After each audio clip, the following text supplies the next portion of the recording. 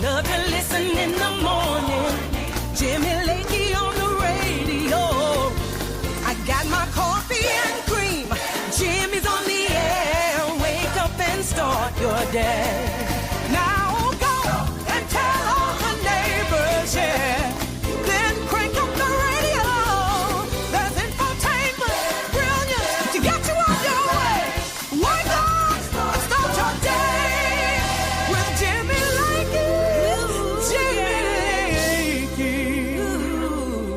Well, thank you to the Jimmy Lakey Mass Choir, Brother Leroy. Appreciate you putting that together for us every morning. Good to have you here. What is it? Thursday morning. Thursday, the 6th day of February, year of our Lord 2025. I'm still having a tough time with the 2025 part of it. It takes me a few months to get caught up on that. But anyway, good to have you here. Jimmy is my name. And again, it's Lakey Unleashed live from the House of Lakey. We used to call it the Lakey Estate, and people thought that sounded pretentious. And then I said it's the House of Lakey. A lot of good things happen in the House of Lakey, and here we are together this glorious day the Lord has made. All right, if you're new to the program, new people join us every day. If you're new to the show, this is me. I've been doing radio for many, many years in the great state of Colorado, but now we have been unleashed from the bonds of corporate radio, and being unleashed from the bonds of corporate radio, I've started this new venture, and here we are, worldwide Jimmy. It's what it is. By the way, let me give you a little quick. We got some news here today. If you're new to the show, we get some news. The FBI has surrendered to Trump's Justice Department. Biden's White House was paying off the media. We got all sorts of details. Got some answers to some questions that some of you asked about lobbyists and funding. I've got all that stuff, but I was I'm bothered here. As many of you know, I said I've been unleashed from the bonds of corporate radio, and because that happened several months ago. But I'm telling you, it populates my news feed. I have been, and I can't get away from it. They have trimmed so much staff at the big conglomerate, the mammoth organization, that no one knows who's doing a damn thing. I was driving down the road. They're still running promos for my radio show. It doesn't exist anymore. My radio show's been gone for months, and I tuned it on, I think, Saturday or Sunday. I said, hey, I'm Jimmy Lakey. Tune in Monday morning. And I'm like, what the hell? You kicked my ass out of there long ago. It just shows you the lack of care and concern for the quality of programming and local. No one's paying attention. I've been trying. I've begged people. I finally got a hold of someone that's actually on vacation this week and said, could you take me off the Instagram? Because we do a lot of stuff for my charity, Rivers Promise behind us. And sometimes we want to tag my charity on Instagram, but somehow the way Meta works, it only lets me tag the radio station that fired my butt months ago. And the same with Facebook. Anyway, there's so few staff caring about the local quality. I am still an admin on all their pages. We joked about it and said maybe we should just go live on their pages. It'd be kind of fun and see. But they probably wouldn't notice. We could probably actually go live on the pages for these this radio company, and they wouldn't even know it. No one gives a rat's ass about the local signal, and nobody's local, nobody's live. Anyway, I digress. But somebody on vacation said, I'm so sorry, they should have done this long ago. Well, no one knows who does it. They fired everyone because it's all about the corporate profits and things like that. Anyway, I digress. I'm not bitter. I just think it's kind of funny. We're back on the YouTube this morning. If you're new to the show, we got kicked off YouTube for a 7-day spanking, and it lasted about 10 days because the idiots at YouTube don't know how to count. And we did a test run last night, and we're back on YouTube for now. Somebody posted up as soon as I announced it, I think on Facebook last night. I said, I think we're going to be back on YouTube. Somebody said until 8:15. Listen, we're still on at 8:05, but there's no joke. They'll probably kick our butts off here pretty soon. So I just posted the person who said that you're back on YouTube until 8:15, and I said I'm going to take the under on that one. Is there a betting line in Vegas? I know you can bet on the Super Bowl, and you know who's going to win an onside kick and who's going to catch the first pass, and how many Taylor Swift sightings will be on the Super Bowl on Sunday. Here's the question for you: is there a betting line about this show and how long we're going to last on YouTube in Vegas? I mean, we've been on 4.5, 5 weeks now, 6 weeks. I don't know. We're brand new, getting started, figuring out what we're doing. It's a very expensive hobby right now, but here we are. And we got penalized by YouTube because we talked about this topic here. I'll hold it up so we don't get kicked off again immediately. And we talked about that topic. We also talked about the RFK Jr. and that topic. And both times we got flags spanked and things like that. So anyway, by the way, I don't know if we make it to 8:15. Can we have streamers pop up on the screen and celebrate that we have made it till 8:15? All right, here we go. Let's dive into some news of the day. We got a lot of great guests, a lot of good conversation coming up. But I feel like I'm leaning out of my mic. Does it sound better that way? I don't know if it sounds better. Let me raise it. Hey, there we go. It has a thing, a mechanism. I can raise that up. Just see that, Delilah? I'm brilliant. I raised the mic up. I was leaning over like the hunchback of Notre Dame. There is what I was. All right. A lot of news to get to, so we ought to get into it because some of you will say, get into the news. Oh, before I do, let's just launch the question of the day now. Can I do that? It's my show, so yes, I can. Oh, yeah. Jeff says KCOL, the old station, should pay me for name dropping. Well, the thing is, if a tree drops in the forest and no one hears it drops, does anybody still listen to the station? I mean, there's nothing local. They're still running the same ID, the promos that they're running now. I was listening to the weekend. It's the same stuff they ran 10 years ago when I started. For updated news, go to our Twitter feed. Well, first of all, there's no one updated the Twitter feed ever. I don't think I had access to that. And they never put updated news on it. And if there was updated news, it came in from Arizona. So I don't know. It's a mess there. But yeah, is there? Maybe there is. Rich says, I quit listening to iHeart since they let you go. I think that was a good decision. Well, here we are together, Rich. Isn't that exciting? Kumbaya, my Lord, kumbaya. Here we are. I just think it's funny that I'm still. What would happen if I streamed on their pages? You think they'd get their attention? I've been begging them, take me off your admin pages for a while, but the problem is there's no one left. I mean, the building is like empty that I was in, the show was based in. There's no one left. There's a few salespeople, and that's it. I mean, it's a big building. There's no one there. They fired everyone, and so no one knows how to get me off the Facebook page. So I don't think anybody would know if I streamed on their Facebook page. It would be consideration. If I'm not off in a week, I'm streaming on your pages. Get me off your pages because it's clogging up what I want to do. It's messing up with me, and I'm going to send you a bill. That's what I'll do. All right, question of the day. Where are you going to watch the Super Bowl? If so, are you throwing the party? Are you going to the party? Or do you not even care about the Super Bowl? We're all about the big game, all the discussion. Tomorrow we'll let you pick your teams, and I'll give my prognostication on the game. We'll do all that. But are you going to... Are you going to watch the game this weekend? And are you throwing a party? Or are you maybe going to throw the party and don't even care if the game's on? Maybe watch the Puppy Bowl on Lifetime or whatever channel that's on. That would be Bravo or whatever they run that on. I really don't care about the Super Bowl. I think I have picked my favorite. I think because if you're going to watch the Super Bowl, you got to root for somebody, right? And I think I have picked my team to root for. I really don't want to watch either one of these teams. I think it's bad, but I think I have picked my team. And tomorrow I shall announce who my team is in the Super Bowl. And I'm also on the Super Bowl watching party. I'm a little indifferent here. I've talked to a couple of people and said I may host some folks over. I have a cigar room if they want to bring their brides or their significant others. I have another room they can hang out in and not have to deal with the guys smoking cigars or ladies smoking cigars. It's not a huge cigar room in my home, but it's enough to contain a few people. But I've got multiple televisions and we can have a big party. But then I'm thinking, I don't know where I'm going to watch the Super Bowl yet. I haven't decided if I even care enough to host a party or host a gathering. It would be a party. It'd be more of a gathering. And I don't even know if I care about it enough that much. Maybe I do. Maybe I don't. It's not going to be a game time decision, but it's going to be probably tomorrow after I finish a long work day of arduous work. I will say, well, I guess maybe I feel like making some nachos, but I don't know yet. All right, question of the day: are you going to watch the party, and shall you watch the party? And where are you going to watch the party? Are you throwing the party? Any Chiefs fans out there? Any of the chefs out there? You like the Eagles, the chefs, whoever it is? Where are you going to watch? That's your question of the day. So what that means to the question of the day is you need to go to the chat boards on all the platforms you're on that haven't banned me, and you need to make comment on those. You make comment and say, hey, I'm going to watch the party at home. I'm throwing the party. We're going to watch the Puppy Bowl instead. We're going to have nachos. We're in Taco Bell.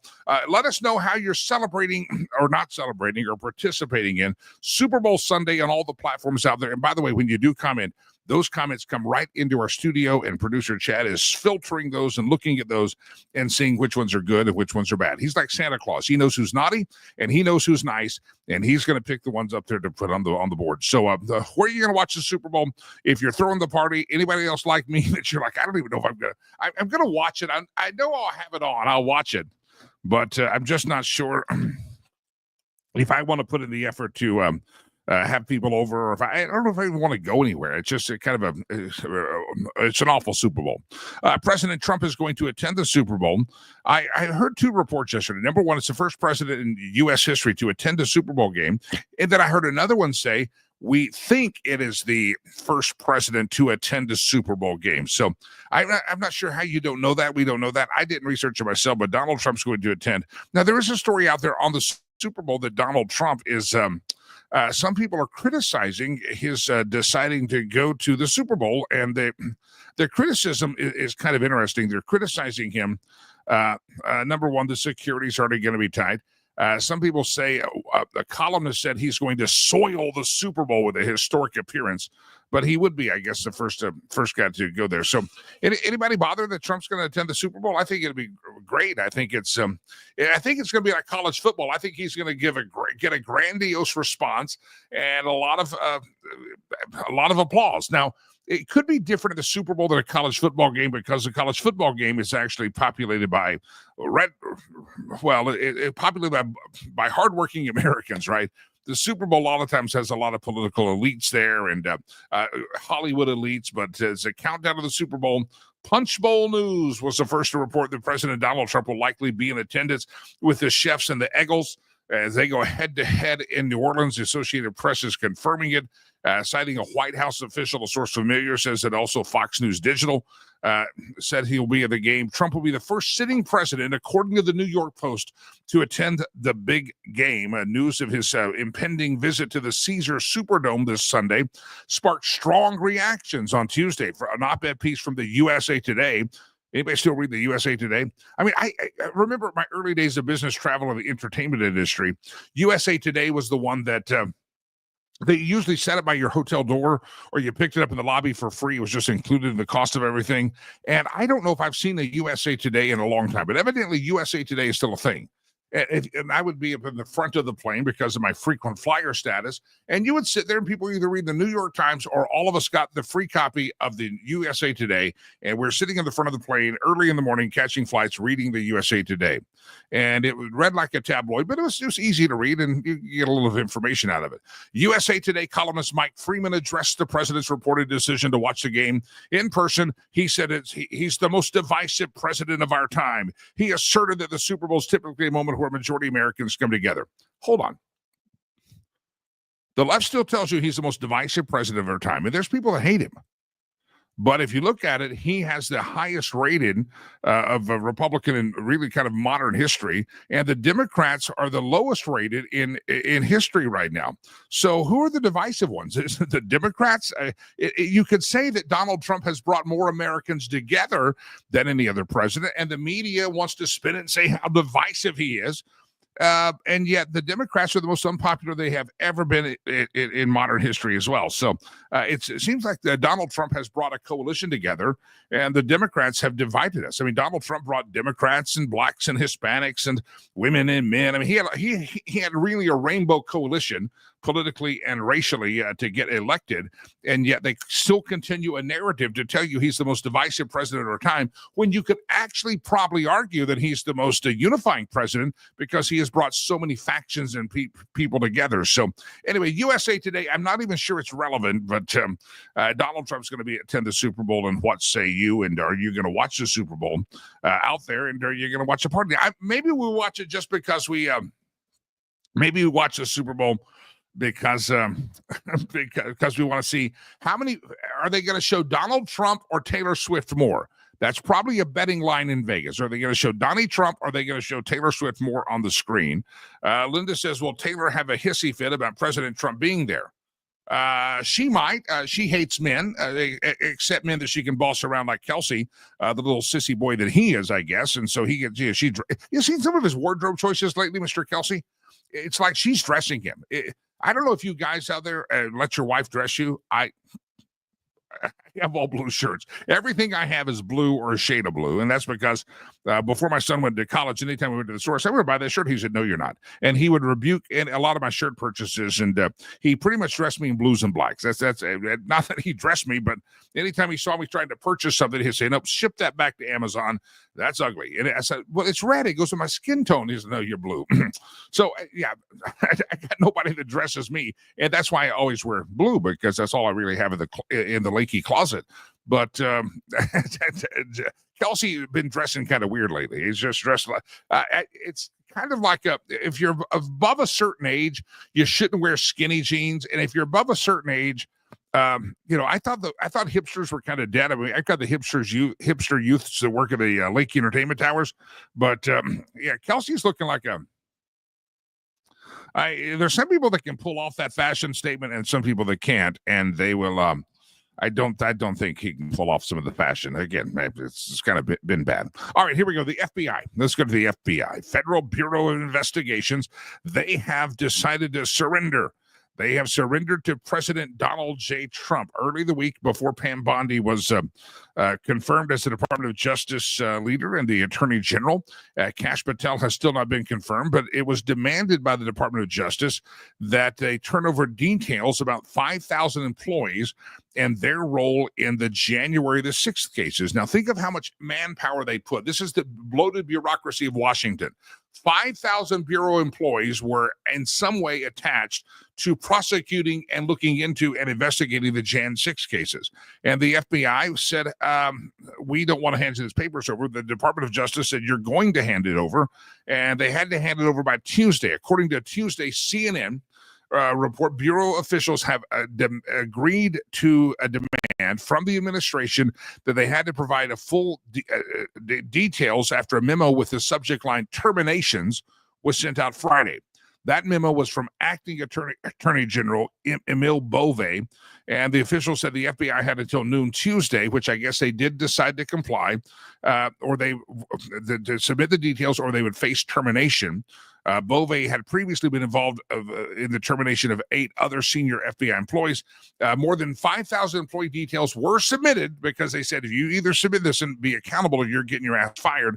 And so they submitted the names of 500 employees, 5,000 employees, 5,000 ID numbers, job titles, and their role in the January the 6th investigations, but they did not provide their names. There are more than 13,000 agents, a total of 13.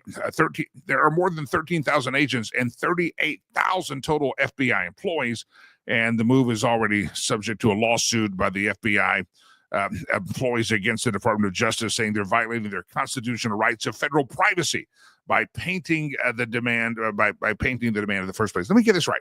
You have federal employees in the FBI that is in the executive branch of the U.S. government, and the executive branch, which you serve at the behest of, is saying, hey, we'd like to know who's involved in the investigation, what was their role, what did they do, how did they contribute, and the employees of the federal government that are in the executive branch by flowchart, they're in the executive branch. The employees of the DOJ say, of the FBI say, we have a right to privacy. In other words, our boss can't know who we are. Our bosses and the people that we serve under can't know who we are, what we did.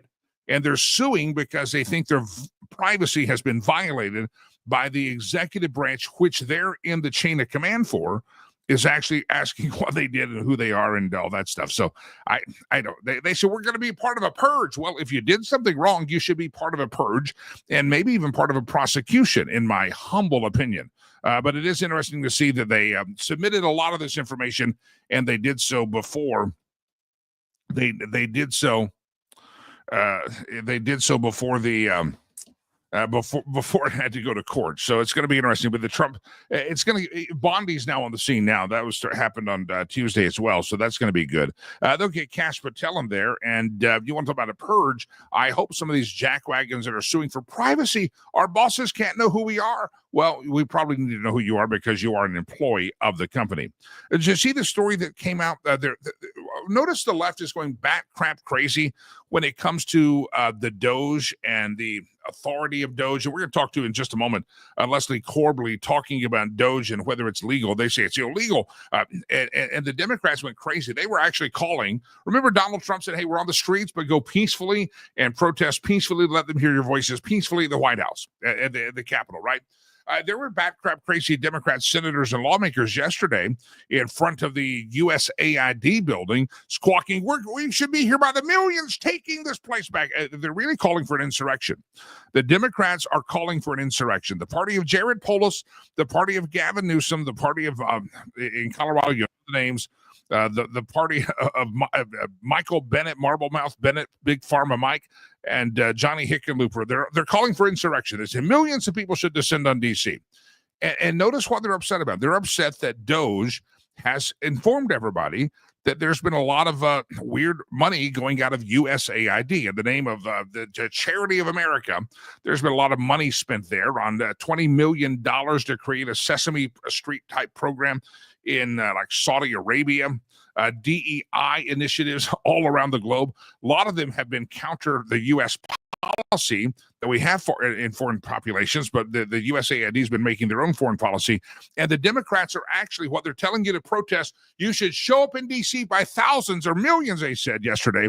And you should show up there. Why? They want you to show up there. They want you to show up there because it's being exposed of the wasted money. Rather than coming out and say, hey, they should be cutting this money. They shouldn't shut down this agency. Here's the good that the agency does. All they can do is tell you to spin you into a frenzy and tell you should hate Donald Trump and you should really hate Elon Musk. No one elected Elon Musk, they said.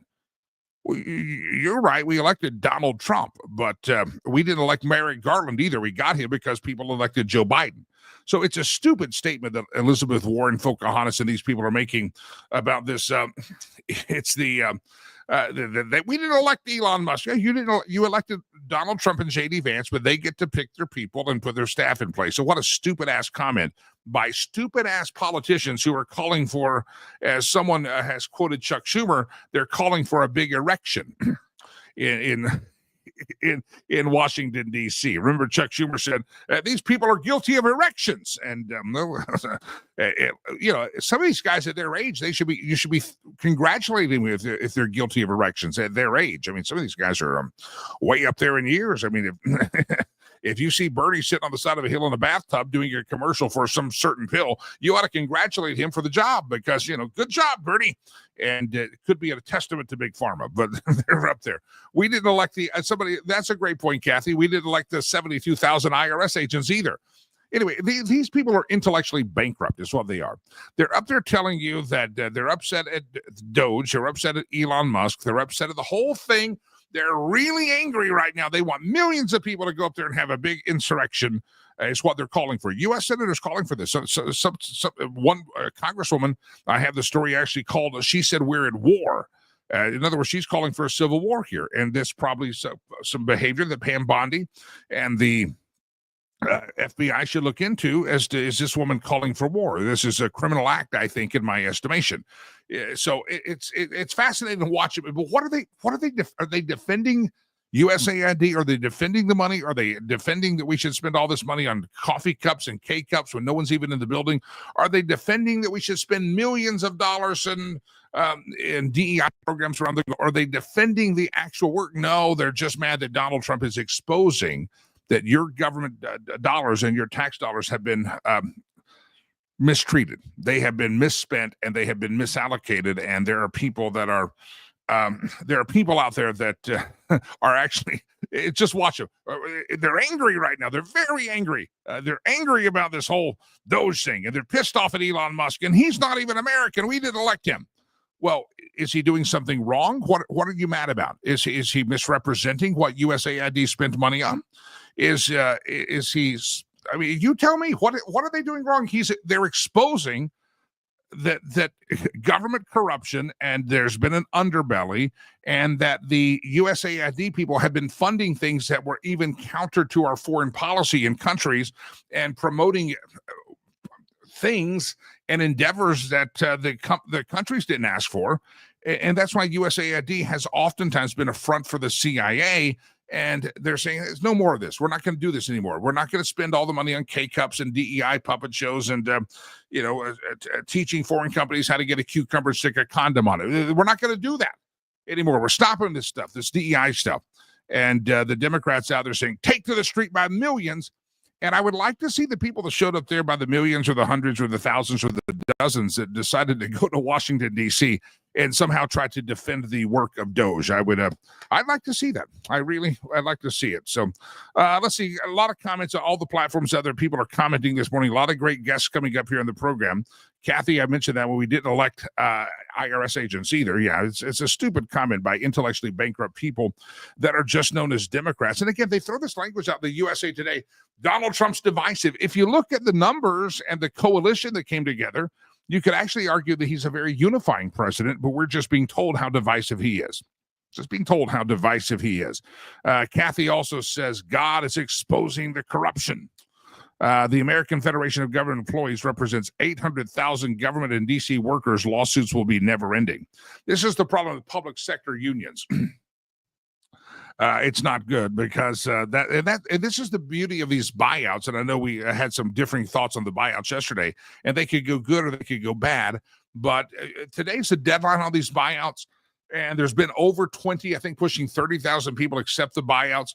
Now, Steve Laffey did have a good point. I know that bothers some of you. He had a great point yesterday that sometimes you do a buyout, you have people say, you know what, I can get 7-8 months of pay, and I'm really qualified. I'm a really competent person. I'll take the pay, take a cruise around the world, and then I'll come back and get a job in the private sector and, man, cash roll it well.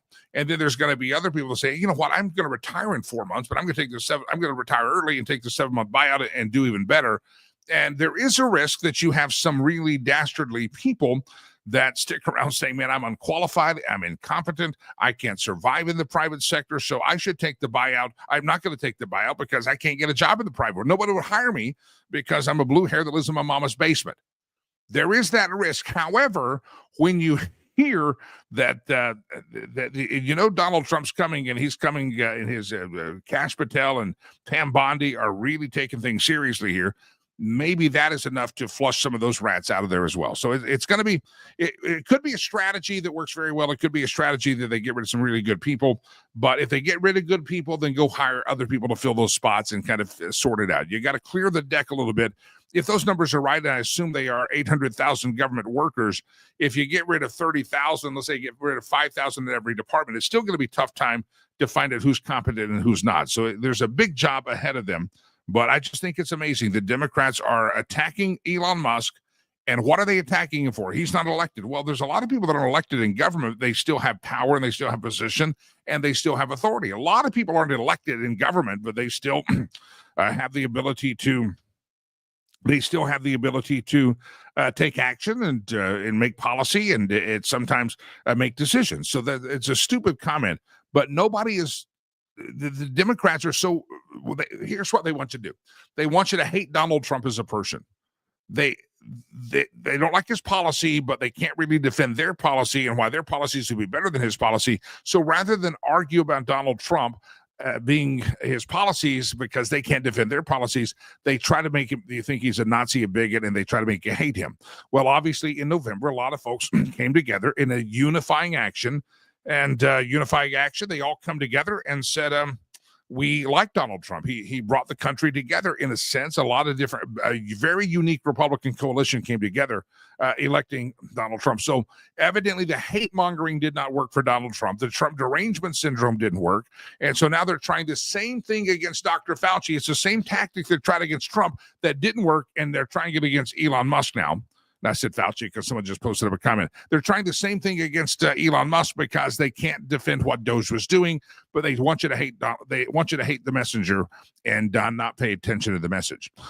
Kathy, you are correct again. You're batting 1,000 this morning. Fauci wasn't elected, and yet we shut down our schools and caused a mental health crisis out there.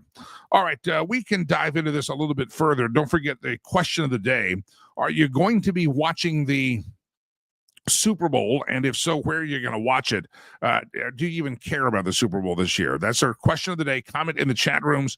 Let us know. I told you I'm undecided. It's going to be a pre-game time decision as to whether I've talked about inviting people over to the house of Lakey and the Lakey estate and throwing a small little party. I thought about that, and then I thought twice about it. Then I said no. Then I said yes. I don't know. I'm just not excited about the Super Bowl, but it is a reason to get together to break bread, smoke cigars, and have fellowship one with another. And I'm always into that. All right, wherever you're listening to us, we appreciate you being out there. Good morning to the YouTubers.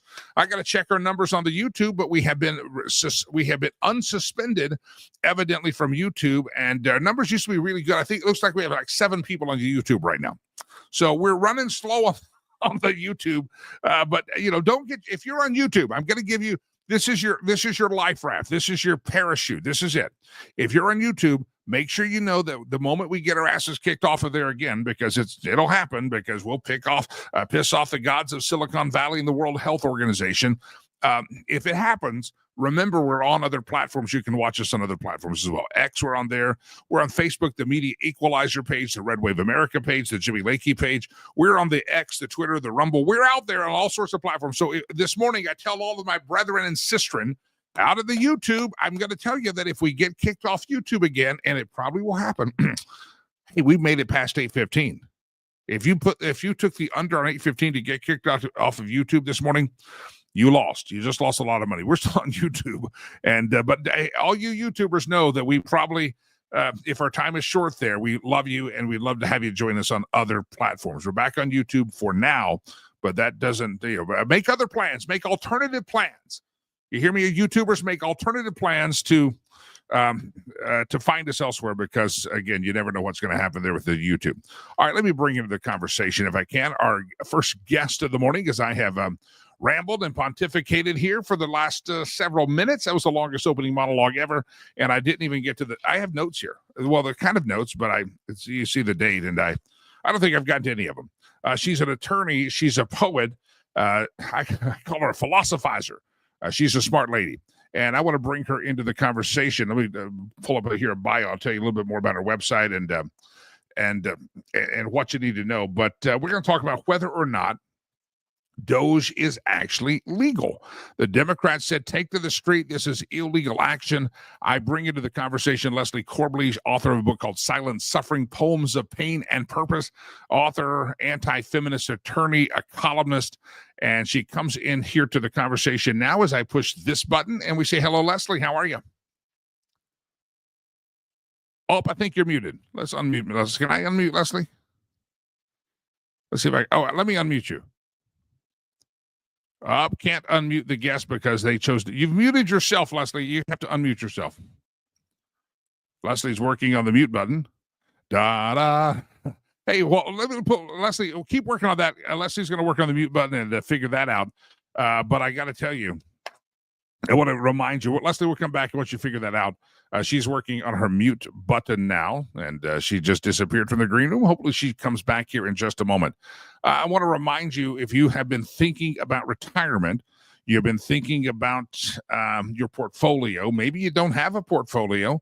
Maybe you have a portfolio, but you don't know what's in it. It's all 401k. Maybe you're just thinking about all sorts of other things in your life right now. And you're not sure how retirement's going to look at. Maybe you've been so busy, you've been thinking about the kids, the grandkids. You've been thinking about remodeling the home, but you're really not exactly sure if you're going to be living well during retirement. You're not sure you can retire in peace. Are you going to run out of money in retirement? Have you really considered that? Are you going to run out of cash in retirement? Are you able to go, hey, peace, I'm out of here in the workplace and step off into the world of retirement?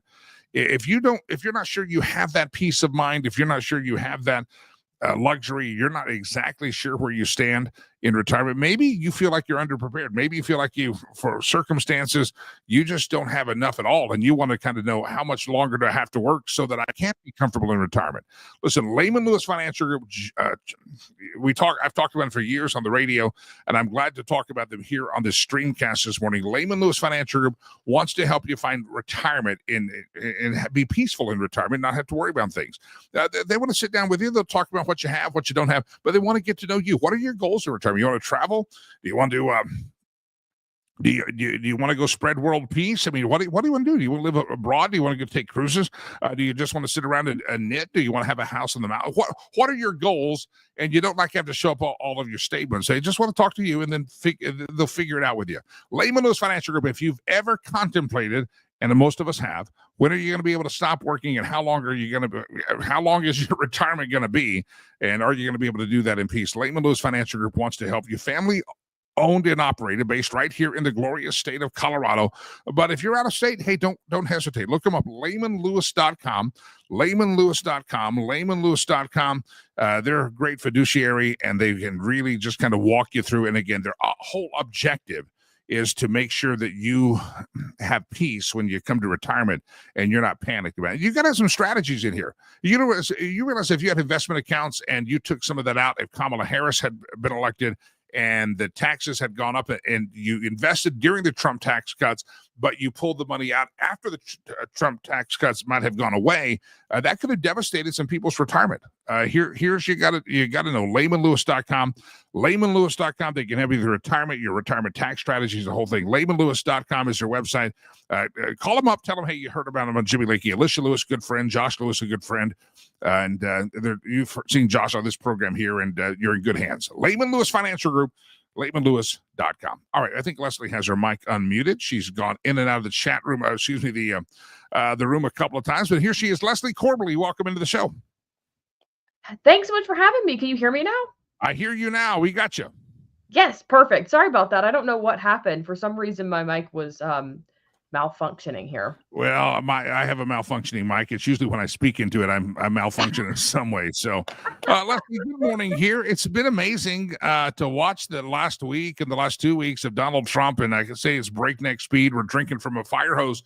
What I think's been even more amazing is this Department of Government Efficiency group is looking there and going, hey, we're wasting a lot of money of this USAID. Some of these things are not even congruent with what our State Department says. I mean, we're spending a lot of money, and the Democrats this week have gone totally apoplectic, shooting the messenger rather than considering the message that he's bringing, that we're wasting a heck of a lot of billions and millions of dollars of American money.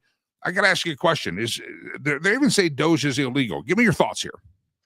Sure. So there's nothing, at least right now, to indicate that Doge is itself illegal. So the executive order that Donald Trump signed renamed an existing government agency. So he did not create a new government agency. He renamed an existing agency. And then what he did is he created a temporary organization within that agency, and is kind of moving forward from that footing. So it's unclear to me that this is illegal. I'm not sure what the basis for saying it's illegal would be.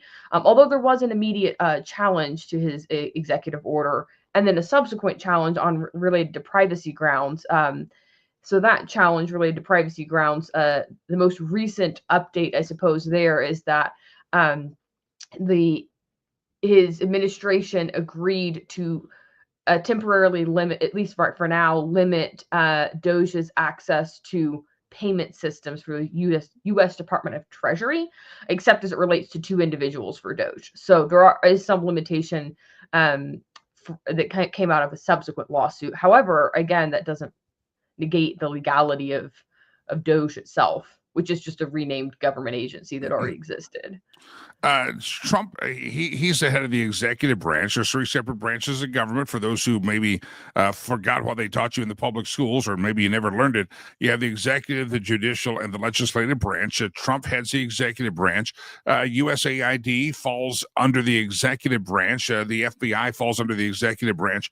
I find it interesting that it's not just Doge that they're all upset about, but because the executive branch is wanting to look at what, in turn, the executive branch is wanting to look at what his own department is spending and the spending priorities, and the legislative branch is squawking, going, how dare you look at agencies that are under your purview? This is the job of the president to know as the chief executive officer of the country, and also he heads up the executive branch. It would be a dereliction of duty for the executive chairman of the executive branch to not know what's happening in the executive branch. He's really doing what he's supposed to do and overseeing agencies that are under his purview. Sure, and it is important to remind your listeners that he is not, for example, in the case of U.S. aid, There's been a lot of talk of him shutting down the agency. He has not shut it down. It was created by executive order, for example, but then it was later, there was later statutory authority for its existence, which does change some of the separations of powers analysis. However, once again, it's not been shut down. There has been a temporary pause on on some spending. So I believe a 90-day pause, which should bring us past March, which is when the next budgetary deadline is for Congress. So hopefully that will cause Congress to act on some of these issues. But the terminology in this case is really important because there's so much hyperbole going around in the press, and it's very easy for the public to be misinformed as to what's actually going on. I don't know if you saw this. The the Department of Justice reached out to the FBI and said, "Hey, you had 5,000 agents and staff looking at the January the 6th situation. We'd like to know who, what, when, where, why, what were their roles, what were they doing? Because there were some, in my estimation, some prosecutions and some heavy-handedness going on there." The Federal Employees Union that represents some of these people in the FBI is suing and saying, "Hey, we're under the executive branch, but you can't know our names." So they didn't release the names. They only released the employee identity number. You mentioned privacy issues with DOJ, and now you have the Federal Employees Union talking about privacy in the FBI, that the executive bosses can't know the names of the employees working for in that branch. Have you followed this case at all? And are we just watching the kickback of federal employees and agencies that have run rogue and done their own thing and now being held accountable? So they're saying, wait, I have privacy rights. I'm a little confused by the privacy argument from what I can see. So I, looked at the lawsuit related to that that came out. And for example, just reading from that, it says the Privacy Act of 1974 generally and the IRS code with respect to taxpayer information make it unlawful for Secretary Bezos, the U.S. He's the Secretary of Treasury, to hand over access to the Bureau's records to individuals such as Elon Musk or other members of DOJ. That's a bit confusing because these acts all have exemptions, right? So that would be, when can you release information without consent? And one of the most well-known exemptions is that you can release this information to officers and employees of agencies which maintain the record basically in the performance of their duties, which would be what's occurring here at DOJ. So I'm not really sure what the privacy argument is, unless there was something beyond simply giving access to systems to individuals who are hired and have duties that require them to access that information. So I mean, that again, that doesn't make a whole lot of sense. Obviously, there are a lot of unknowns as it relates to DOJ. It's just that some of the things coming out are, not necessarily grounded in facts, is what it seems to me. Yeah. Leslie Corbally is my guest. She's the author of a book called Silent Suffering, Poems of Pain and Purpose. We'll talk about that here in just a moment. She's got a degree in journalism and also a Juris Doctorate, law degree from the University of Oklahoma College of Law. I don't hold that against you. I'm a Longhorn, but Leslie, it's okay. We can still be somewhat friends. Not totally, but hook 'em horns. That's all I can say. So I will dive in more of that here in a second. It's a Super Bowl week. College football's done, Lakey. Stop it. But it seems like this privacy thing that we're talking about with DOJ, I'm thinking you have this Federal Employees Union that is out there representing 800,000 or so federal employees. I'm thinking this privacy argument is something that they're being fed by their union, because it's the same argument the FBI is making when they say, hey, identify 5,000 employees that were involved in this investigation. Oh, it's privacy. You can't know our names. You have no right to that. Somebody, they're all on the same talking point, dancing on the same theme of privacy, privacy, privacy. I don't think they all just kind of made that up. I'm sure somebody's helping them guide. Hey, your best argument here is this privacy argument. Sure, no, this is certainly not, they all are dancing to the same tune. And maybe there's something more beyond that. I mean, the complaint that came out, for example, that led to the proposed order related to the U.S. Treasury this is all very new. This all happened in the past few days. It's possible they have complaints are fairly, or can be fairly bare bones. They don't necessarily get into the minutia. So there could be something more that they're digging into. It just, at first blush, to me, looks like I'm not really sure what the privacy violation is, unless there's something more severe or some other facts going on at DOJ that are perhaps unknown to the public at this point. But I'm sure there'll be other other perhaps theories that will come out. There is quite a large, complex web of regulations that govern these things, and to the extent that Democrats can utilize that to thwart President Trump, I'm absolutely sure that they will.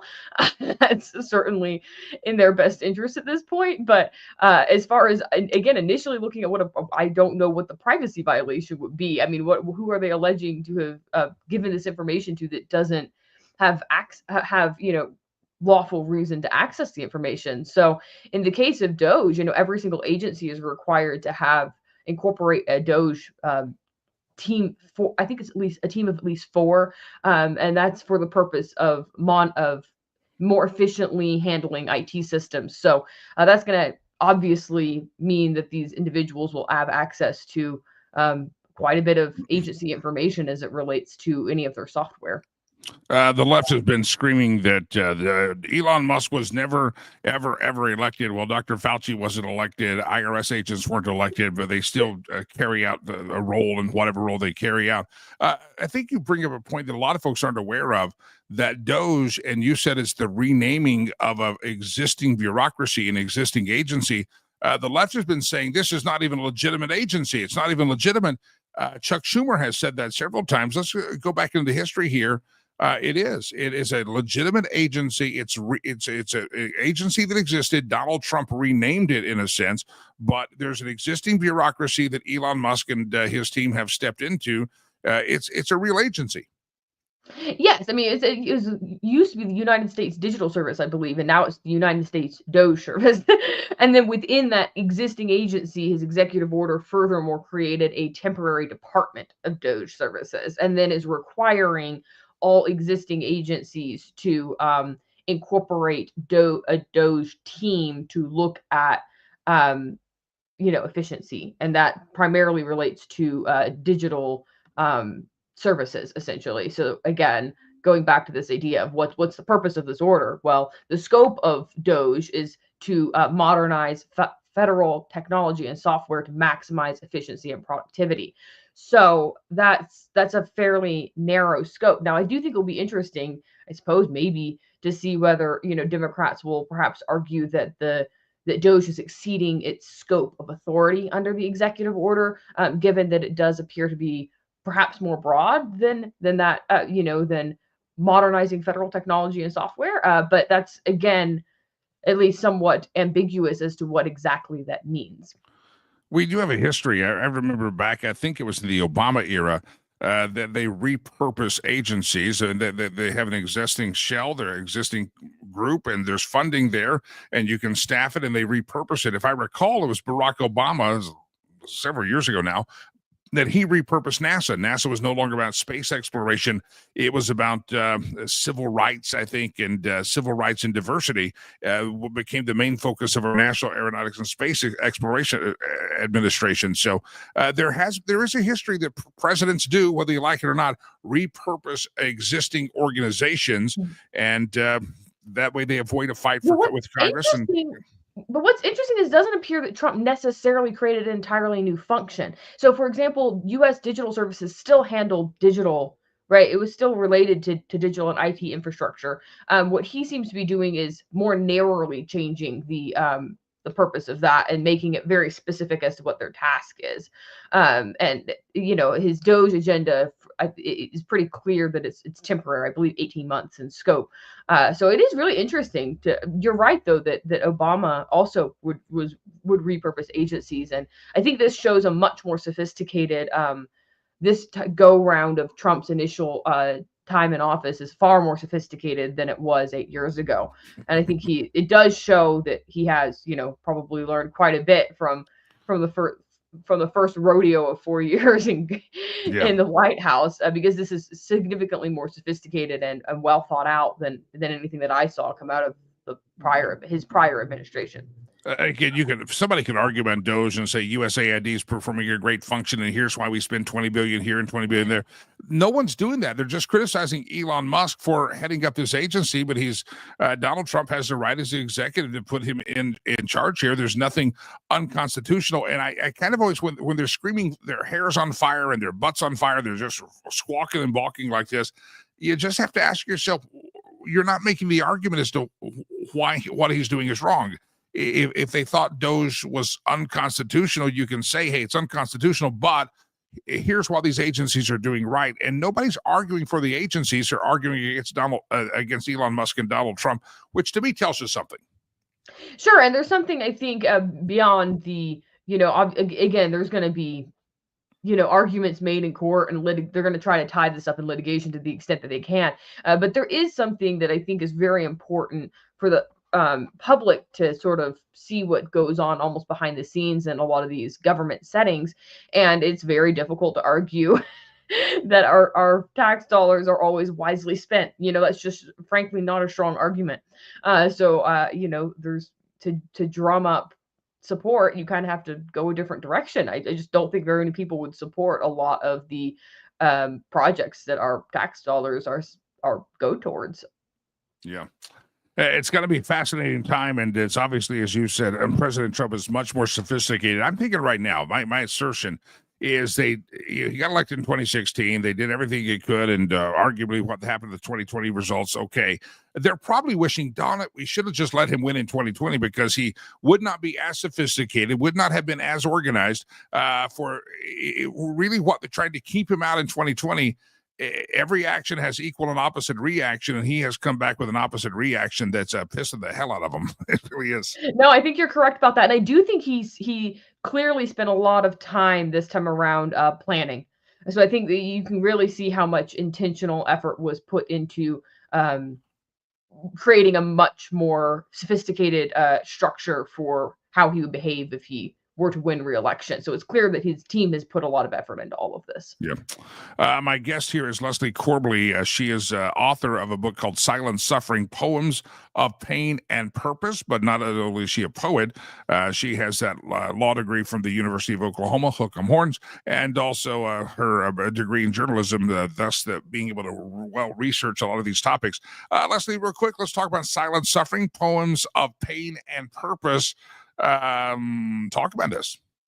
Sure. So I wrote a collection of analytic poems that critique progressive and postmodern culture, specifically their kind of views on human dignity. And I just thought it was a really important way to try to put different viewpoints into a format that often is heavily dominated by left-wing thought. So when you say poems, I'm thinking some people are going, poems, but they're poems that are going to challenge left-wing thought.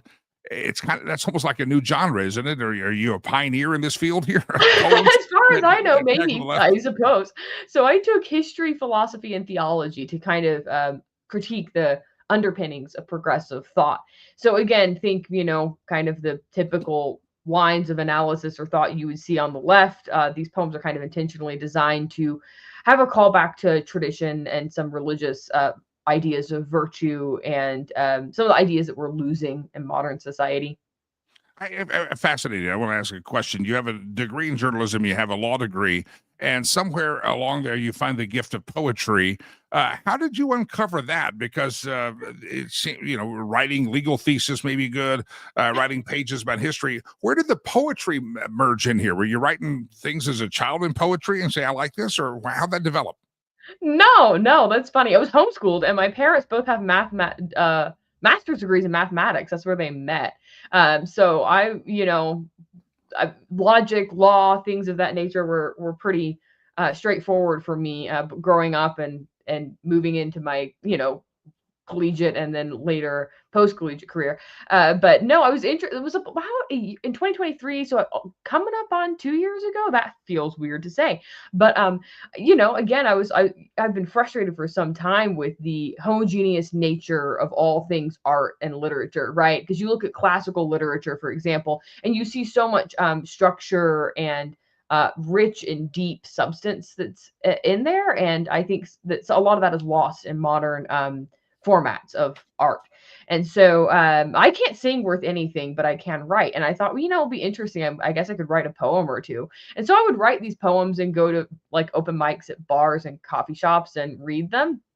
And so by the end of the summer, I had quite a few poems, and I thought, well, what the heck? Why not put this in a collection? So it came about in a very like spontaneous manner. It was really fun.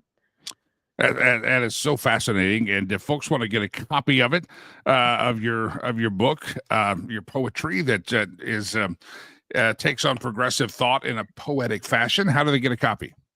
Sure. So you can go to my website, lesliecorbally.com or amazon.com, and just type in the either my name or the title. That'll pop up right up. It's also available pretty much anywhere online that books are sold, but my website, lesliecorbally.com or Amazon is probably the easiest way to find it.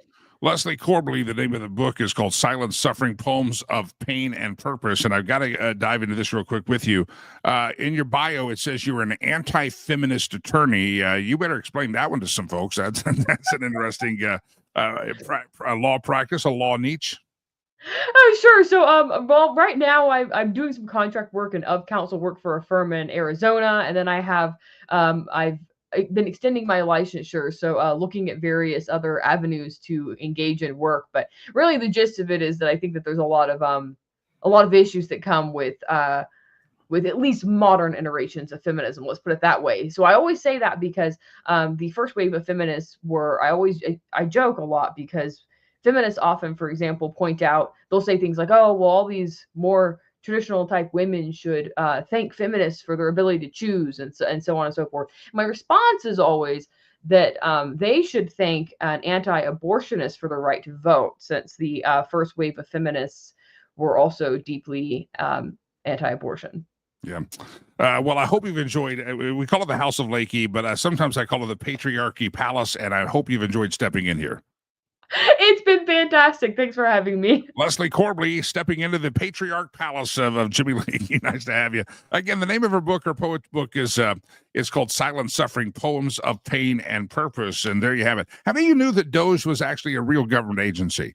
It really has, it's the USDS, instead of digital, that's now DOGE. It was Obama's the one that started that.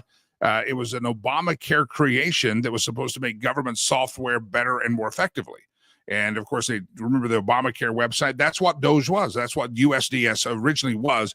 And obviously, Obamacare, the website's out there, the exchange is there, but it's still an agency that's being funded. And Donald Trump, obviously, with lawyers, said, hey, we could repurpose this. So there'll be funding there. You don't have to have a fight with Congress. And we'll just repurpose an agency that's kind of defunct. And that's exactly what they did with DOGE. And I don't know if you knew that, but when you hear the left squawking and their hair's on fire and they're screaming around and raising their fists and looking like Bernie Sanders and Elizabeth Warren, Pocahontas on a warpath, you do know that DOGE is a real legitimate agency. It's the repurposing of the Obamacare website agency that was still being funded in the U.S. government. And that's why you listen to this show, for facts like that here. All right, ladies and gentlemen, it's a Thursday. And if you followed us in years of radio, you knew that Thursday, Jay Ratliff was our aviation and travel expert. And Jay Ratliff joins us here on this live stream again on this glorious day the Lord has made, this Thursday, the 6th day of February. When I asked and I talked to the audience when I got kicked out by the iHeart Kingdom, and I said we're going to do a live stream all across America, I asked the old fans, I said, which of my guests, first of all, you named all of them, you wanted all of them, but Jay Ratliff was probably one of the most popular ones. Hey, make sure you have Jay Ratliff on. And ladies and gentlemen, in the green room now, we pop him up audio only, Mr. Jay Ratliff, aviation and travel expert. Good morning, Jay. How are you, sir? Doing very well. Too many things to be thankful for to be otherwise. It's a good day. It really, really is. And last week we got together, kind of a somber note. We struck all of our other topics of conversation off and talked about this plane crash, Black Hawk helicopter collision. What's the latest? What do we know about this 1 week later? Well, we know that the regional jet on final approach onto runway 33 was exactly where it was supposed to be. We do know that the helicopter was supposed to have a ceiling of no higher than 200 feet in altitude. It was considerably higher than that at the time of impact. We're told somewhere around 325, 350 feet. So the helicopter was not where it was supposed to be. When the wreckage went down, the plane went in the water, the helicopter went in the water. They recovered the 67 remains, and the National Transportation Safety Board concentrated on getting the airplane debris in first, and then they're going to pivot to the helicopter crash spot, and they're doing that now. We did find out that the Black Hawk does not have a black box that would allow us to hear the conversations in the cockpit, which is really unfortunate because some of those helicopters have that capability. But we just found out recently, if the latest is accurate, that it does not. And that means that the NTSB team is going to be forced to look at external data, external conversations to try to figure out exactly why that aircraft was so much higher than where it should have been. Watching the videos as they've zoomed in on them more and more, and I'm not the aviation expert, you are, but I've heard other people comment the same thing. The helicopter's not, obviously the jet's moving at a pretty quick pace, and the helicopter's not moving at that anywhere in comparison. It doesn't look like from these distant photography and videos that the helicopter even tried to swerve, dive, pivot. It looked like it just took a straight, almost like a T-bone in an intersection. Have you seen those videos? Is anybody speculating as to why wasn't some diversionary emergency rotation happening in that helicopter? It doesn't look like there was. Now, the fact of the two aircraft, the only one that tried to make a last second course correction was the our course change was the regional jet. It tried to elevate at the last moment, but obviously you don't have time. It was too little, too late, and this wasn't a situation where sometimes in aviation where you have airplanes collide in midair many times on a clear day. You're thinking, how in the world could that happen? And, maybe one of them is a Beechcraft, which is the type of aircraft, or a Bonanza that might have the wing underneath the pilot. You kind of step onto the wing, then you get into the cockpit, and then you've got the Cessnas that have the wing over top, and they have a blind spot on top where the Bonanza has a blind spot underneath. And if those two were to come together, neither pilot would see anything. So when we're looking at this video, it appears as though there was every opportunity in the world for that helicopter to see that airplane that they were coming in on. And the air traffic control asked them on multiple occasions, do you have the regional jet on final in sight? They said each time, yes. And I don't know what they were looking at, because they certainly couldn't have been looking at the aircraft they were about to hit. They had to be looking at an airplane behind it. And you're right. It just, if this were something on the, deliberate side of things, and I'm not suggesting that at all, that's exactly what it looks like. Because it's, as you said, just T-boned right in. But this is something where I don't know if they were fighting a mechanical situation on the helicopter or something that prevented them from A, being at the altitude they should have been, or B, spotting an aircraft, because you had three individuals inside that helicopter. You've got this very open cockpit that allows you to see above, below, and to the side. So, anytime that I was flying in the cockpit in the jump seat with Northwest Airlines, the captain always made it clear, look, you're an extra set of eyes. If you see something that we don't see that is a problem, I want to know about it immediately. So what was going on that prevented not one, not two, but three of these experienced individuals to totally miss this regional jet is something that we just don't know. And I'm confident that the National Transportation Safety Board will get to the bottom of it. But my biggest fear is that we're going to find out that this accident could have been easily preventable. Yep. And that's going to be the saddest part of it all, because it's just horrific what took place. Well, it's so graphic that it just really T-boned it. They're going to have to figure out this mechanical issue that happened, because there's a lot of folks out there that are speculating other nefarious activities, and that's the nature of the world we live in. But it does just, it's a bizarre accident that it looked like it just, nobody tried to, the helicopter never tried to correct. Friday, I came back to my home, and I was sitting there watching some television. Breaking news hit that there was a medevac plane that dropped from the sky, literally dropped from the sky in Philadelphia. I'm sure you have followed this one. What do we know about it? That seemingly was a mechanical issue. Well, it may have been, very well may have been, or it may have been an issue where the aircraft encountered a stall.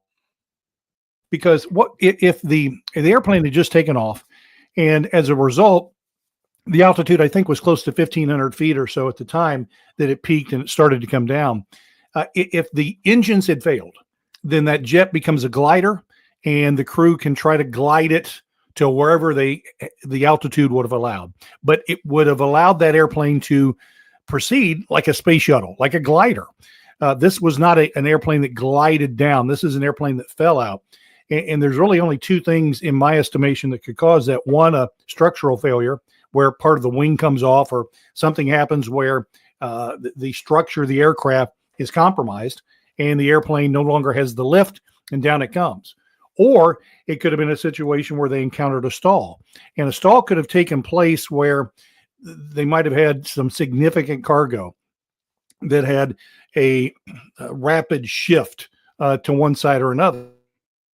What that does is change the center of gravity rapidly, and to the point that the crew would not be able to maintain complete control of the aircraft. So if you're in the process of ascending, something happens where the gravity, center of gravity shifts, and all of a sudden now, like you're fishtailing in ice, the airplane's going back and forth, the nose comes up, the air that's coming over the wing that helps provide the lift is now disrupted. That lift is no longer there because the aircraft is out of position, and now you're in a stall. Well, pilots are trained how to get out of a stall, but the only problem is you need altitude to work the problem. So if they had this stall at 30,000 feet, you just point the nose down, you build up the necessary speed, the airflow resumes, you pull back up, control of the airplane, boom, done deal, very easy procedure. Every pilot is trained how to come out of a stall. But when you're at 1,500 feet and that happens, yeah, you don't have the altitude to pull it off. And we don't know if that's the case or not, but right now we're kind of looking at that to see. And, the NTSB is going to be just like the DC crash. They're going to spend the next year going through everything, coming up with a probable cause as far as what might happen. Now, this aircraft did have, as my understanding, a black box that's going to give some details, hopefully for the investigators to shed some light on what happened. Plus the condition of the aircraft and the debris will allow them to determine pretty much a timeline of events as far as what took place. I was glad to see that as soon as the accident happened, that the police were there, in essence, treating it as a crime scene, trying to keep everything partitioned off. Because sadly, what we've had happen over the years is spectators show up and they don't meet. They take things. They take souvenirs. They do. And sadly, those things are components that can be a critical component to the investigation. And, they're not intentionally trying to thwart the investigation. And most people don't even think anything of it. They just want something of what took place. And sadly, that can really hurt the investigation. So, I'm confident we'll find out what happened. But, just the idea that there was a child that had just received the medical treatment and all the backstory here and all the other lives on board that aircraft and the one that was lost on the ground, it just breaks your heart. Yeah, 4 months of treatment and heading back home to Mexico. There's some people were asking the question: were the maintenance records done at a place that the FAA recognized? I think it was a Mexican tail number and from Mexico, but it was a legitimate company here in America that does medevac stuff. Scott, who's in one of the Rumble room right now, the Rumble chat room, he's a pilot, but he said he heard people speculating that one of the jet engines had a catastrophic failure, caused mechanical failure of the tail surface controls. I mean, all of these are possibilities. We just Absolutely. It would have to take something severe for the crew to have zero control of that aircraft. And if there was a mechanical situation that could have put the aircraft into a stall or some other situation, that's what it would have taken. The NTSB will look at where the maintenance was done, what was the last maintenance done, what was the last part of the aircraft worked on, if it was done in Mexico or somewhere here in the United States, to determine could that have been a contributing cause. And most accident final reports will many times offer one or two causes or probable causes for the crash itself. So we'll see that probably in the DC crash as well, where there might be multiple contributing factors that led to the crash. So in both situations, the goal of the investigating teams is to try to learn what happened so that we can honor the lives of those that were lost by learning. Now, if the maintenance was done in Mexico and that aircraft operates in our airspace, especially from a charter standpoint, there are regulations that the charter operators have to abide by. And so as a result, the FAA would have some assurance that the proper training and maintenance on that aircraft, as well as the pilot training, was sufficient for what we would need here. Now, it's not as stringent as it would be for a commercial carrier to come in the United States. In fact, there's many international airlines that are not allowed to fly into the United States because of the fact that the training or the maintenance or the safety records or whatever it might happen to be aren't good enough for them to be allowed to fly into our airspace. So it's right now we have tons of questions and sadly very few answers. But these people in Congress that are demanding immediate, I mean, they were told they were going to get a briefing after a week and then the final report in a year. And they're like, no, that's not good enough. And I'm thinking, time out here, folks. You're the bozos on both sides who don't get anything done ever, certainly not in a timely fashion. And you're looking at probably the only government agency that does a great job at what they do, and you're telling them to get their stuff done faster. I just found that beyond ridiculous. Yeah. Jay Ratliff, my guest. Jay, now I appreciate more and more. I used to fly a lot of regional jets when I was in the music business, go to cities for concerts.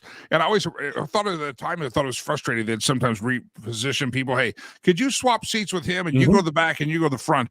And they're just trying to navigate, put the fat people all in one area and the skinny people to the other area to get a lift there. Well, it depends on the cargo you have. And you're right. There are many times based on how much fuel you have that from a weight and balance standpoint, in order to keep that center of gravity exactly where the crew wants it, the pilot will have the flight attendant say, hey, move 6 people in front of row such and such, or move 9 people behind row such and such, because they're trying to distribute the weight so that you have that center of gravity exactly where you need. It's an okay thing. Please don't argue if somebody's asking you to move for that kind of a situation. But these days the flights are normally always filled, so we don't see that often. But they measure how much fuel in pounds is put on the aircraft, how much cargo, and then how many passengers are going to be on board. And as a result, they come up with their weight and balance. And as long as they're within the allowable parameters, that aircraft will operate. If not, sometimes you put on too much fuel. Whoops, something's got to come off. So sometimes it's cargo, sometimes it's passenger bags, sometimes it's passengers and their bags. It just really depends on what the situation is. Jay, I know you got to run real quick. What's it like to move about the country today? The delays and the hubs. Stay home. I mean, the Northeast is just an absolute mess right now. We've got the ice and things that have been moving in that direction.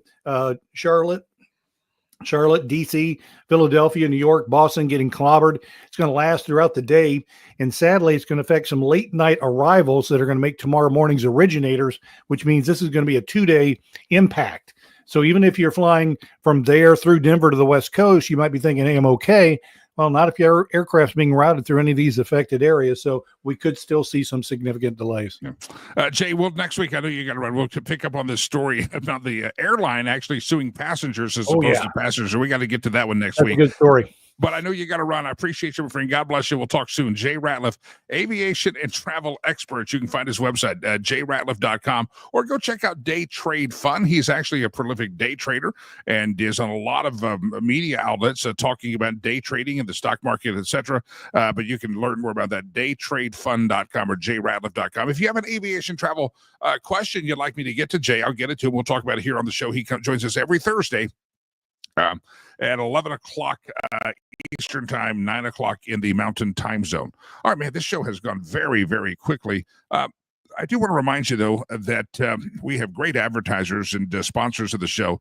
And one of those that we've introduced to you just this last week is Sherry Cree, and she's got a great website called homeswithsherry.com, homeswithsherry.com.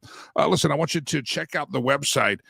She wants to be your realtor for life. She's not just trying to do one transaction for you. She wants you to know that when as life progresses, that she's going to be there for you as it progresses. She believes that you can build generational wealth through real estate. She brings world-class customer service, quality representation in real estate transactions, and as life's journeys, your long-term goals stay So your long-term goals can actually be big, but your life's journey switches. She wants to kind of look at you and say, hey, talk to you and have a consultation with you. And what are your long-term goals inside as far as real estate, owning a home? Where do you want to live?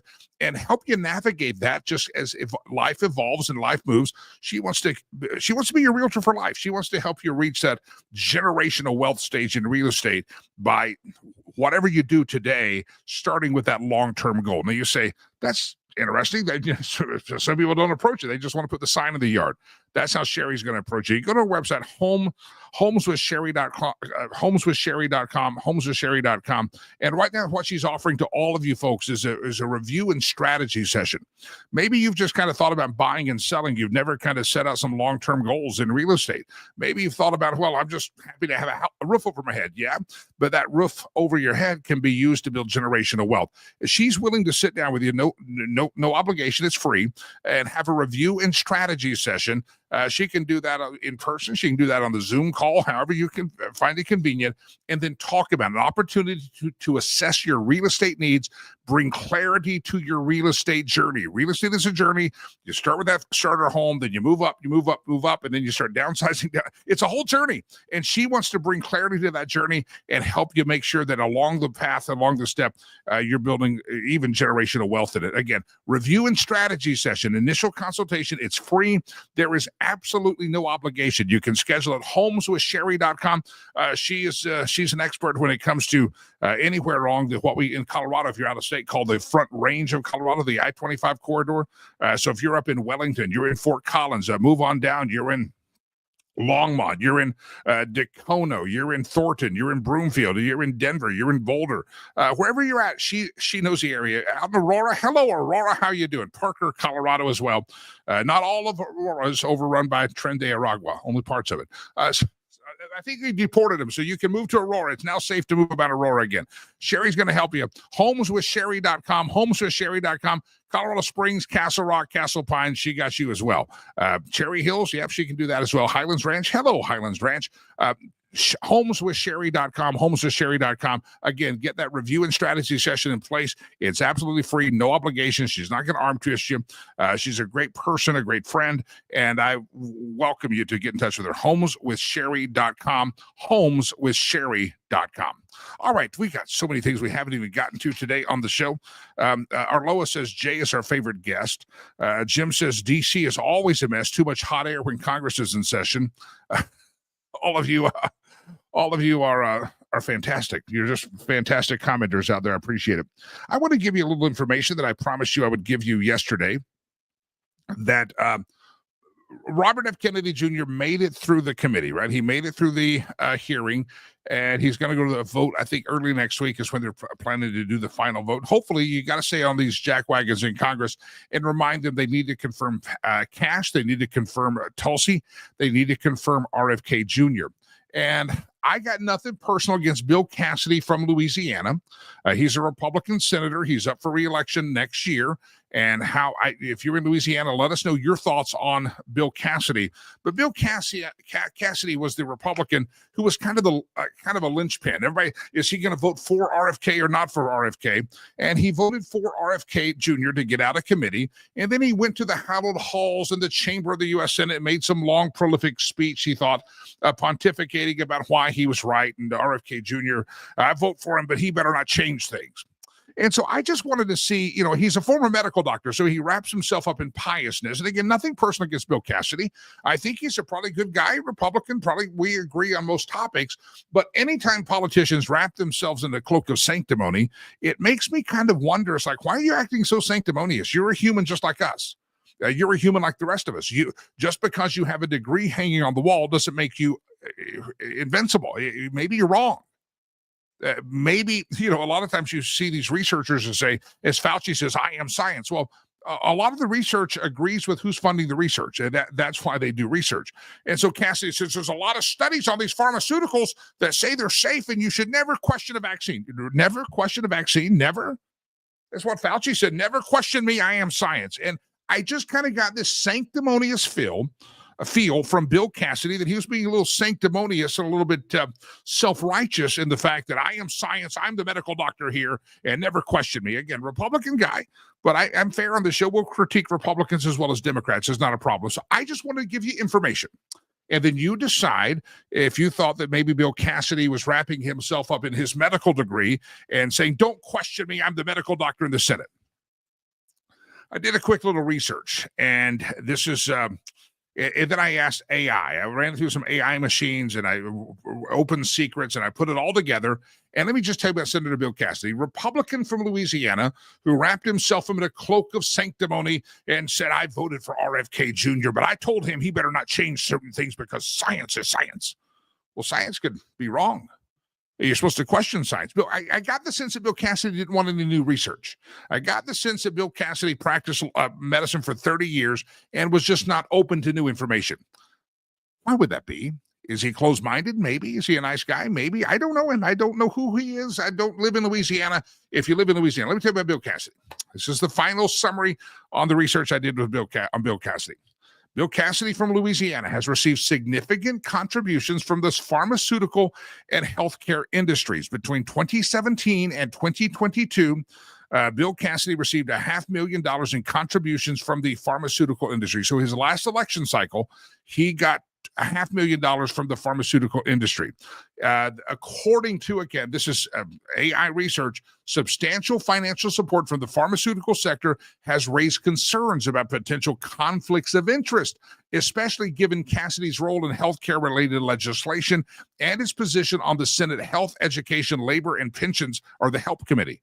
It is worth noting that Cassidy's stance on certain healthcare issues align solely with the pharmaceutical industry interest. For instance, he voted against allowing Medicare to negotiate lower drug prices, and he opposed capping out-of-pocket spending for seniors.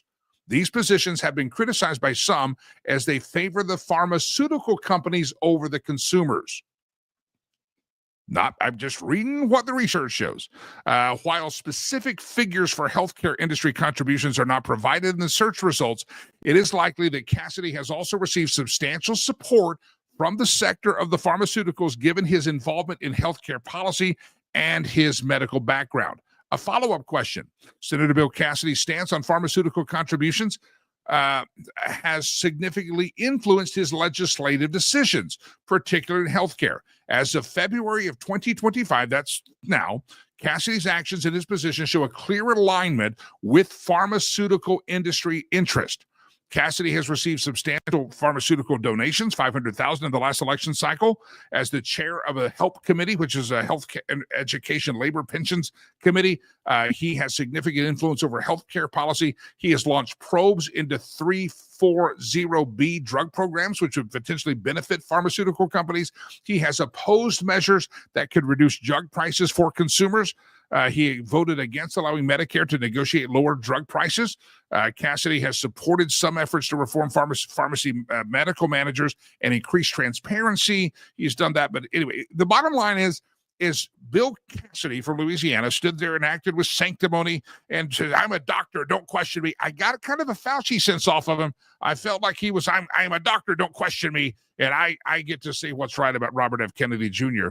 I just sense like a little bit of arrogance there. And just know him. Just understand that the guy is heavily influenced with donations from the pharmaceutical companies. And according to every research I did out there, he votes the way the pharmaceutical companies like him to vote. And they may be kind of ticked at him because they, oh yeah, Jeff just says, I think you may have gotten yourself on the YouTube list again with the Cassidy revolution. I didn't say this word. I think that's what they're doing. That's true, Jeff. I should have been warned that I'm gonna. We need to. When I go into topics about pharma, we got to mute the YouTube because the AI bots are out there. I'm just giving the facts about Bill Cassidy and his donations. You can look it up yourself and see. I just report. You get to decide. So anyway, he's a Republican. I'm fair and balanced on the show. I watched him and I sensed this Fauci-esque thing going. I'm sanctimonious. I am science. And I thought, Bill, maybe you're wrong. Maybe you're wrong. I mean, There's been a lot of things in science that through the years, they get new research. There's been a lot of things in law that the Supreme Court says are right, and then 50, 60 years later, we have to go back and overturn the precedent. So never be afraid to question unless you're on YouTube. That's right. I think if we get struck on the tube of the U this time, I think we're done with it. I think I'm just about done. Let me give you another piece of research. Somebody asked me this yesterday about the maybe instead of and we say pharmaceuticals, how about we call them the pharma companies? Drop the P. Somebody asked me, what is the profit of those companies on the abortion medicine?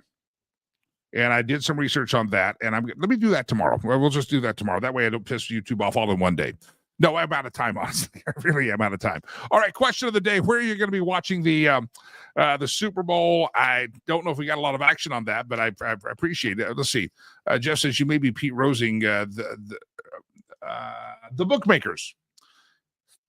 That's true. We thought somebody said we were going to be off of the tube of the U by 8:15, and we've made it an hour and 10 minutes past that, and we're still up. I have not got any notification out there. Our Lois says we need to let them know we're paying attention, and this is so true. You need to let Bill Cassidy know as he wraps himself in a Republican red tie and he wears his blue power suit. He's a Republican.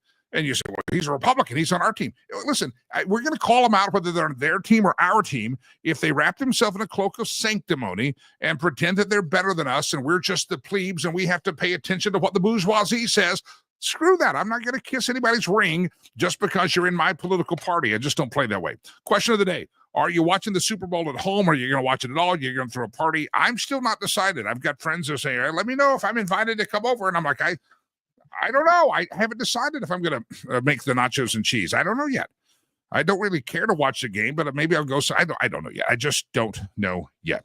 All right, we're running way short of time. I've got a whole list of things we never got to this morning, but I appreciate you being out there. Let's do the meme roulette. Can we do that? Let's do the stolen memes. We shamelessly steal memes all the time, and I'm thankful that we can steal memes. Now, in just a moment, I'm going to spin this wheel. This wheel means nothing. It's a symbol of like the Price is Right, but we're in a low budget. And so I just found this little globe. I think it came in a gift set. I bought it at an auction with some booze in it and a charity event. And we spin it. We pretend we're like Bob Barker or whoever the hell hosts the Prices right now. We spin it. We don't do that yet. Not yet. And we spin it and we go around. We steal memes. That's all we shamelessly do. But before I steal the memes, I want to tell you this. 1 hour heating and air conditioning is who keeps me comfortable at my home. Corey Clinton and the team there are just fantastic folks. They take care of me. I have them about twice a year, and they service the air conditioning and the heating. They make sure everything's up and running. This past November, I think they came out October, November, and did the maintenance check. I call it the tune-up, if you will, on the furnace. And they said, your furnace is busted. I said, oh, crap, that's not good. I just got kicked out of radio. What's going to happen? They said, oh, don't worry. It's under warranties and guarantees. And the next day, they brought a brand new furnace in here, and it was top notch. They take care of the customers, not just their techs are fantastic.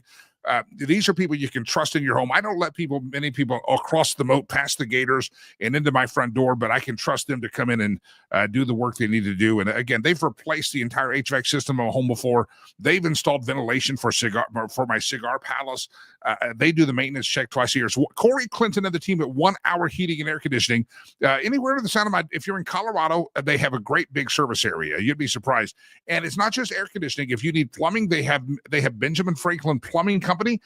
They have Mr. Sparky Electric. All of these under the same purview. So really all of your home maintenance needs when it comes to plumbing, heating, electrical, all of these things, they can help you. Reach out to 1hourheatandair.com/Jimmy Lakey. Tell the team you heard about it. Jimmy Lakey's talking about it. Tell them to tell Corey Clinton hi. Any tech comes to your home, they're going to know who Corey is. And make sure they send a message back to Corey about what great service they provide. 1hourheatandair.com/Jimmy Lakey. Longtime supporter of the radio show. I appreciate the friendship we've developed, and they're also great supporters of my charity. And I just want you to know that this is who you can trust. Again, it's not just HVAC. Don't forget Mr. Sparky. Don't forget Benjamin Franklin. And I've used them all at my house, and they're fantastic. 1hourheatandair.com/Jimmy Lakey, 1hourheatandair.com/Jimmy Lakey, or 855-1-HOUR. All right, ready to spin the imaginary wheel? One day when we get big budgets, we'll have a wheel, we'll spin it. But right now, I just spin this, and it's just silliness. I know it's just silliness, but don't judge me. Just don't judge me. Ready? Here's stolen memes. Here we go. Round and around the world we go. What stolen meme shows up? I don't know. Listen, if my cow breaks through my fence, then gives birth on my property, it's still not my cow. It's not my calf. That's a reference to the anchor babies out there. Yeah, birthright citizenship out there. Let me read it again for those of you that need to contemplate this and say, the 14th Amendment said, no. If a neighbor's cow breaks through my fence and gives birth on my property, it's not my cow, it's not my calf. It's a trespasser, is what it is. And by the way, if you want to talk 14th Amendment, we did a deep dive on the Patreon account this week with Ryan McMackey, and it's a deep dive, 30, 40-minute discussion on the 14th Amendment at patreon.com/Jimmy Lakey. Free 7-day subscription, $9.95 a month if you keep going. But go listen to that and learn about the 14th Amendment and understand that it ain't your cow. And the framers of the 14th Amendment did not think it was your cow either. For some reason, modern progressive judges and politicians think that it becomes your cow and it becomes your calf. But the framers of the 14th Amendment did not think that. And it's discussed on the Patreon page, patreon.com/Jimmy Lakey. We're way over time. Spin the wheel, stolen meme section of the show. Oh, good Lord, that's a small one. I got to blow the screen up here to see that one. Here we go. What would it take for the Democrat to stop the bleed and get back to some voters that the Trump have lost? The headline here, did you realize the Democrat Party is really down to just 20 big cities? So when the USA Today guys we talked about earlier says that he's the most divisive president in our history. See all that red? That's not division, my friend. That's unity. It's these 20 big cities out there, including in Colorado. You got Denver, Boulder. You've got that area. You've got the west coast of California, San Francisco, Los Angeles. It's the big cities out there. Donald Trump has united everybody that ain't a elitist city slicker. So this USA Today writer that says he's the most divisive president of our time. You look at that, he's actually the most unifying president of our time. Not since the days of Ronald Reagan has America come together with such an electoral landslide and a popular landslide as well. So I don't think he's divisive. I think he's unifying. Just my thought. Spin the wheel. Cows can't pick blueberries. Blueberries. I did apply for a blueberry job yesterday. I decided, since my radio career has ended, and this is just an expensive hobby for us at this point, I decided I was thinking blueberry picker or Walmart greeter. And then I realized who they were kicking out, these blueberry pickers for the Democrats. I started to realize that I may not have enough face tattoos to be a blueberry picker. Evidently, that was a prerequisite for blueberry pickers. And I don't think I have enough facial tattoos. Here we go. Spin the wheel. Stolen meme section of the show. We're in overtime here. Liberals are outraged. Babylon B loves the headline. Liberals are outraged. Yesterday, President Trump says men can't punch women in the face for sport. Did anybody let Kamala's husband, Doug, know that? I hope he knows that now. I hope he knows he can't be beaten up. Yeah, you can't do it for sport. You can't do it. Spin the wheel, the meme selection machine. Another Babylon B headline. Democrats warn that Trump's unelected shadow government is dismantling their unelected shadow government. Look at Chuck Schumer. I wonder if he has a rabies shot. I mean, the guy's crazed. I mean, if he were acting that way at a zoo, they'd have to dart him and sedate him and put him back in his cage. I mean, he's a wild fool. And Democrat minority leader, Democrats say, hey, you're dismantling our unelected shadow government at USAID. We have a shadow government. Now you got this Elon Musk dismantling our shadow government. By the way, Elon Musk is a legitimate agency. All right, do we have one more meme here before we run short on time? Spin the wheel, my friends. Spin the wheel. Here we go. Mexican word of the day. This is such. Chuck Schumer, next time he holds up guacamole and a cerveza, he's got to wear that sombrero. Chuck Schumer, and next time they're complaining, what's Selena or Selena, whatever the girl's name was, bawling, taking the berry picker off. The corn is dirty. They got to wear the sombrero. They got to do that. Cultural appropriation, that would be. But hey, they don't mind holding up beer and avocados and talking about berry pickers. Mexican word of the day. Jose wonders to himself, why is everyone always picking on me? Wise. Mexican word of the day is wise. Why is everybody always picking on me? Why is Jose not picking your blueberries anymore? it's Donald Trump's fault. He's not picking the blueberries anymore. All right, patreon.com, that great discussion of the 14th Amendment is out there with a real smart fella and myself, and you got to do it a 7-day free subscription. Patreon.com/Jimmy Lakey, patreon.com/Jimmy Lakey. Also want to invite you to give to our charity organization, riverspromise.org. And by the way, yesterday was on the screen, I saw Travel to Rwanda with Jimmy. If you ever want to take a trip, we do trips every year. And you can hire a big fat tour company and pay a heck of a lot more money than you should for some of the touring and see the big animals and safaris in Africa. Or you travel with us to Rwanda, travel with me to Rwanda, and I'm the best tour guide. And we'll get you there. It's first class. We have all inclusive options available for you, and it's not going to be near what the big tour companies charge you. But you're also going to get to see the work of Rivers Promise, okay? And it's not that we also do some more missions-minded trips where people build things and stuff. But there's a lot of options. Just email us if you're ever interested in traveling with us. It's on your bucket list to see the gorillas, like gorillas in the mist. I can help you. We can make that possible. But again, just donate if you could. Riverspromise.org, riverspromise.org. Love to hear from you at our charity website, riverspromise.org. I advertise here on this radio show. I want this television show, this streamcast show, whatever the hell we call it anymore. Make sure you go to info@jimmylakey.com. Send us an email, info@jimmylakey.com. We are out of time. I didn't get through half the things on my list, but I'll get to them tomorrow. Good Lord willing, the creeks don't rise and all the inter-Googles are working. We'll be back here tomorrow morning. Hello to Rumble. Good morning, Rumble. Welcome back to YouTube. Hey, YouTube, don't forget, if we're not up there tomorrow, find us at another location. If you don't see us on YouTube on one day, that just means we got spanked again and again and again. You hear me? YouTube, make sure you have an alternate parachute just in case we don't appear there tomorrow. And what are the odds that we'll be back there tomorrow? We don't know. You never know. Hey, God bless you. God bless America. Jimmy Lakey. I'm out of here. Oh, I'm out.